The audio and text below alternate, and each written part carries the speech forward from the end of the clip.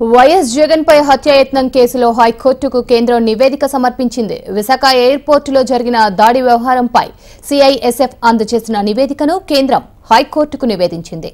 విచారణ సందర్భంగా సీల్డ్ కవర్లోని నివేదికను పరిశీలించిన న్యాయస్థానం అసమగ్రంగా ఉండటంతో తీవ్ర ఆగ్రహం వ్యక్తం చేసింది.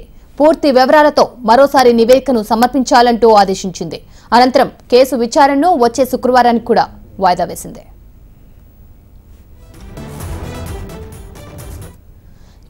ఈ కేసుకు సంబంధించి మరింత సమాచారం మా రిపోర్టర్ రవితేజ అందిస్తారు. రవితేజ, చెప్పండి, ఇక వచ్చే శుక్రవారానికి వాయిదా వేసినట్లు తెలుస్తుంది ఈ తీర్పును. దీనిపై మరింత సమాచారం. వచ్చే శుక్రవారం లోపు తిరిగి మరోసారి హైకోర్టుకి షీల్డ్ కవర్ లో ఈ నివేదికను సమర్పించనున్నారు సిఐఎస్ఎఫ్ అధికారులు. ఈ రోజు సమర్పించినటువంటి నివేదికలో మాత్రం సరైనటువంటి ఆధారాలు లేవు.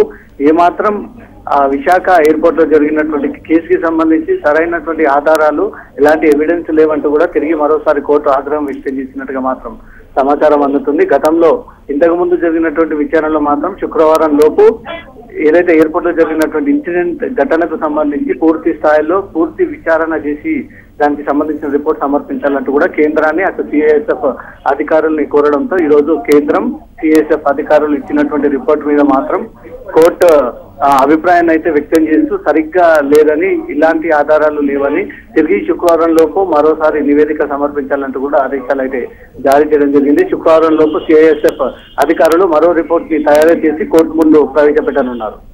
Right Raviteja, thank you.